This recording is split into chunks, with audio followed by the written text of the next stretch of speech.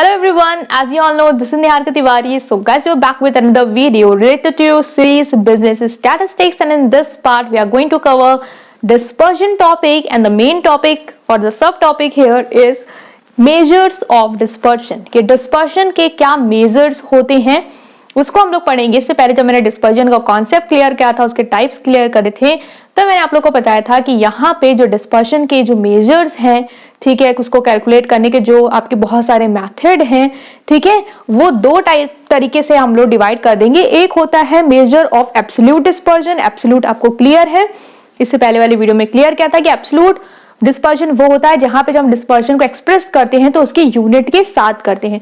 तो इसमें आपको आ जाएगा range, quartile deviation, mean deviation, standard deviation और लॉरेंस कर्व। इसके क्या क्या मतलब यूजेस हैं, मतलब इसको कैसे हम लोग करेंगे, क्या मेरिट है, क्या डीमेरिट है सबकी, क्या मीनिंग है सबका, क्या फॉर्मुलेज है सबके, वो हम लोग डिस्कस करेंगे वन बाय वन। अभी आपको पता होना चाहिए कि मेजर्स ऑफ डिस्पर्शन एब्सोल्यूट वाले कौन से होते हैं and measure of relative dispersion. Relative dispersion वो होगा जहां पे आपकी यूनिट जो होगी डिस्पर्शन के साथ वो नहीं होगी, मतलब या तो परसेंटेज फॉर्म में हम लोग या रेशियो फॉर्म में इसको एक्सप्रेस करेंगे। तो ये आता है कोफिशिएंट। कोफिशिएंट का मीनिंग भी मैंने इस बार बताया था कि ये प्योर नंबर होता है जो इंडिपेंडेंट होता है from what, from the unit of measurement. Unit of measurement इसका नाता नहीं होता है, वो इंडिपेंडेंट होता है उससे।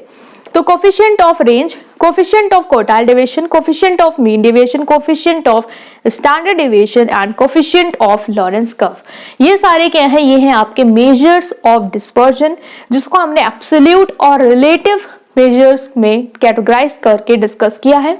अब हम लोग वन बाय वन एक एक टॉपिक को यहाँ उठाएंगे कि इसके थ्रू कैसे हम डिस्पर्जन ये कैसे यूज कर सकते हैं रेंज से, इससे हम लोग कैसे पता लगा सकते हैं क्वार्टाइल डिविएशन से, मीन डिविएशन, स्टैंडर्ड डिविएशन से, ये जो मेजर्स हैं उनका क्या फॉर्मूले है, उनकी मीनिंग क्या है, कैसे यूज करेंगे, उसको वन बाय वन करेंगे। तो इस वीडियो में हम कवर करेंगे रेंज को कवर करेंगे कि क्या मीनिंग है, ठीक है।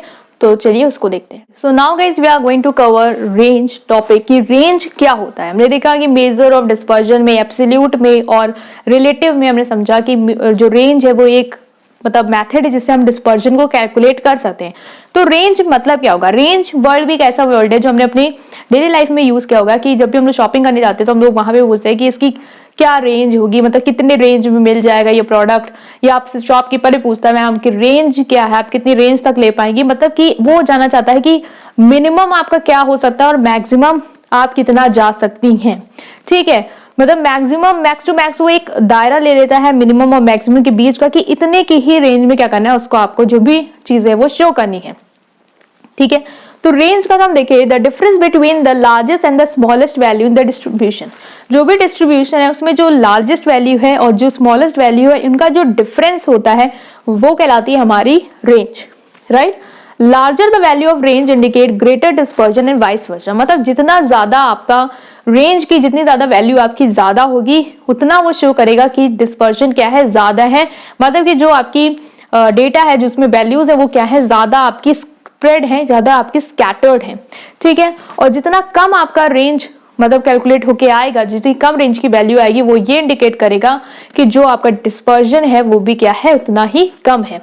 तो ये डिस्पर्जन को इस तरीके से इंडिकेट करता है। फॉर्मूला क्या होता है, that is largest and the smallest value. Definition अगर आपको याद है तो आप फॉर्मूला भी लिख सकते हो, अगर फॉर्मूला याद है तो आपको पेपर में डेफिनेशन याद आ जाएगी कि जो लार्जेस्ट वैल्यू और स्मॉलेस्ट वैल्यू है उसका जो डिफरेंस है वो है रेंज। तो लार्जेस्ट को डिनोट किया हमने एल से, एस से किया है स्मॉलेस्ट को, और आर को किया है रेंज को किया है आर से, राइट। नेक्स्ट आता है coefficient of range. Coefficient of range मतलब वो जहां पे हमें यूनिट में उसको एक्सप्रेस नहीं करना है, कंपैरेटिव स्टडी को फैसिलिटेट कर देगा ये। It is the relative measure of range. Range का क्या है, रिलेटिव मेजर है। इसका भी फॉर्मूला होता है वो आपका डिफरेंट है। वो क्या है, कोफिशिएंट ऑफ रेंज का formula L minus S upon L plus S. मतलब कि जो लार्जेस्ट वैल्यू है आपकी उसको पहले स्मॉलेस्ट वैल्यू से माइनस करो। कंफ्यूज नहीं होना कि L प्लस होगा या पहले नीचे माइनस होगा। फॉर्मूला याद रखना, रेंज का L माइनस एस है ना, तो L माइनस एस ही ऊपर लिखना, देन L प्लस एस कर देना, तो ये बन जाएगा हमारा कोफिशिएंट ऑफ रेंज। अब अगर हम लोग एग्जांपल लें कि कैसे हम रेंज कैलकुलेट कर सकते हैं, तो गाइस सपोज करो आपको एक क्वेश्चन दिया है जिसमें आपको जो वैल्यूज दी है, लाइक ये दिया है 10, 20, 60, 30, 50, 5। तो अब आपको ये पता है कि रेंज हमें इसकी निकालनी है।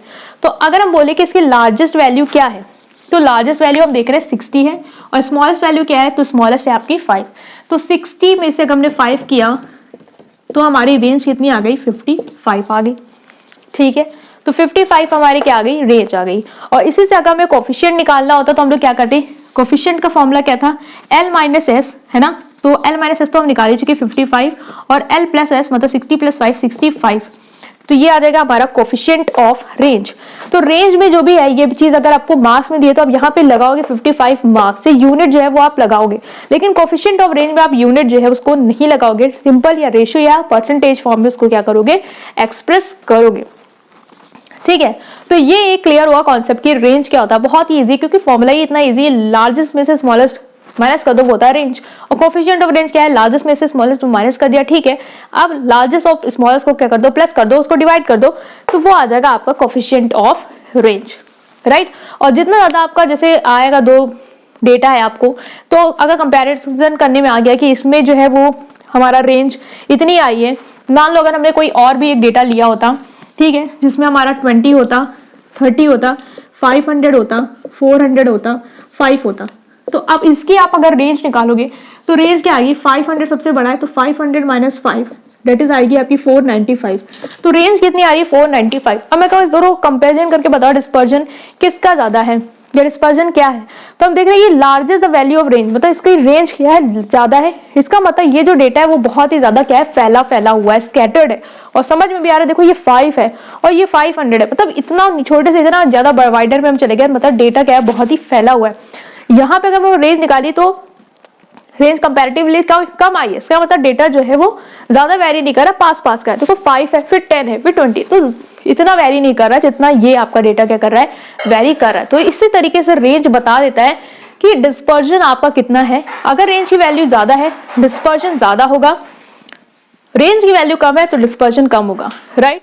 सो इसमें भी क्या होता है, बहुत सारी सीरीज होती है, like individual series, discrete series, coordinate series. इस सारी सीरीज में भी आप रेंज का फॉर्मूला पुट करके निकालते हो, फॉर्मूला वही रहेगा, सीरीज डिफर करेंगी। अब सीरीज से कैसे आपको निकालना है वो 1 बाय 1 देखेंगे। अभी हम इस वीडियो में इंडिविजुअल और डिस्क्रीट को कवर अप करेंगे, नेक्स्ट पार्ट में मैं आपको कॉन्टिन्यूअस वाला कराऊंगी, ठीक है। तो सबसे पहले आप लोग इंडिविजुअल और डिस्क्रीट देख लो कि इसमें हम लोग कैसे जो हमारी रेंज है उसको कैलकुलेट करते हैं। तो नाउ गाइस, इंडिविजुअल सीरीज के कुछ न्यूमेरिकल्स है जो हम लोग सॉल्व करेंगे। तो सीरीज क्लियर रखना, ये इंडिविजुअल सीरीज है, आपको पता भी इंडिविजुअल सीरीज को कैसे पता चलता, फ्रीक्वेंसी नहीं दी है, दैट्स मीन ये आपका इंडिविजुअल सीरीज का ही क्या है, न्यूमेरिकल है। सो नाउ गाइस, सबसे पहला जो न्यूमेरिकल उसको देखेंगे। सो वैल्यूज आपको क्लियरली शो हो रही हैं, क्या वैल्यूज दी है, ये सारी वैल्यूज आपको मेंशन है। अब यहाँ पे आपको रेंज निकालना, रेंज का फॉर्मूला पता है कि जो लार्जेस्ट वैल्यू होती है उसमें से स्मॉलेस्ट वैल्यू को माइनस कर देंगे तो हमारा क्या आ जाएगा, रेंज है जो कैलकुलेट होकर आ जाएगा। तो लार्जेस्ट माइनस स्मॉलेस्ट, तो लार्जेस्ट वैल्यू आप देखो यहाँ पे कौन सी है, तो हम दिख रही है 70 है, और स्मॉलेस्ट वैल्यू कौन सी है यहाँ पे, तो वो है आपकी 20। तो ये कितना आ जाएगा आपका रेंज, 50। तो ये हमने रेंज कैलकुलेट कर लिया। तो इतना इजी क्वेश्चन 1 मार्क्स में ही आएगा। नेक्स्ट जो ये क्वेश्चन है थोड़ा सा आपको लग रहा होगा कि बहुत लेंथी है, बट बहुत इजी है। सबसे पहले देखो कि वैल्यूज दी हुई है इतनी सी, ठीक, बोला रेंज कैलकुलेट करो, तो सबसे पहले रेंज कैलकुलेट कर लेते हैं। यही पे कर लिया अगर, तो लार्जेस्ट माइनस स्मॉलेस्ट, तो लार्जेस्ट क्या है 200 और स्मॉलेस्ट क्या है आपकी 20, ठीक है। तो ये कितनी आ जाएगी रेंज, रेंज आ जाएगी आपकी 180। ये कैलकुलेट हो गया। देन बोला गया है कि what is the range if the value 200 is not present in the data set. मतलब अगर 200 वैल्यू जो है वो हम छुपा दें, 200 अगर डेटा में नहीं प्रेजेंट है तो आपका रेंज क्या होगा, मतलब कि 200 हटाने के बाद सिर्फ बची है वैल्यू क्या है 20, 30, 40, 50। इसका मतलब इसमें क्या कैलकुलेट करेंगे, लार्जेस्ट माइनस स्मॉलेस्ट। तो 200 हमारी पहले लार्जेस्ट थी, इसको तो हटा दिया, तो इसके बाद लार्जेस्ट कौन सी बच रही है 50। तो 50 को माइनस करेंगे 20 से, तो रेंज क्या आ जाएगी 30, ठीक है। नेक्स्ट बोला है इफ 50 इज रिप्लेस्ड बाय 150, यहाँ पे तो कि हटा ही दो, यहाँ पे है कि 50 को हटाओ लेकिन उसको रिप्लेस कर दो 150 से, मतलब यहाँ पे 50 ना रह जाए, अब यहाँ पे क्या हो जाए आपका 150 हो जाए, तो आपका रेंज क्या आएगा, कोई फर्क नहीं पड़ेगा। देखो 150 आ जाएगा, लेकिन 150 कोई लार्जेस्ट वैल्यू थोड़ी ना थी जो हटाने में हमें फर्क आएगा, जैसे इसमें हमें आ गया था। तो यहाँ पे तो 150 का से ऐसा कोई सेंस बनेगा भी नहीं।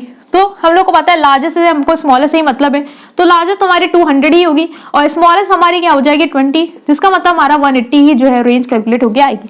यहाँ से अगर आप लोग डीप में समझेंगे, हमें दो बातें देखने को मिल गई। क्या, पहला तो अगर हमने देखा कि अगर हम एक्सट्रीम वैल्यूज हटा देते हैं, मतलब वो वैल्यूज हटा देते हैं जो लार्जेस्ट है या स्मॉलेस्ट है, ठीक है, तो हमारे आंसर में फर्क देखने को मिल जाएगा, रेंज की कैलकुलेशन जो है वो डिफर करेगी। लेकिन अगर आप बीच की कोई वैल्यू निकालते हो, मतलब कि एक्सट्रीम वैल्यूज ना निकाल के कोई बीच की वैल्यू निकालते हो, तो रेंज के आंसर में कोई फर्क नहीं आने वाला, ये इसकी कमी भी हो जाएगी। क्यों? क्योंकि ये सारी वैल्यूज को तो कंसिडर कर ही नहीं रहा है, कुछ के हटने से तो उसको कोई फर्क ही नहीं पड़ रहा है, मतलब डेटा तो चेंज हो गया लेकिन रेंज हमारी वही है। तो ये क्या है, एक तरीके का यहाँ पे डीमेरिट भी हमको इस क्वेश्चन से एनालाइज करने को मिल गया है, जो कि हम लोग डीमेरिट वाले सेक्शन में डिस्कस भी करेंगे।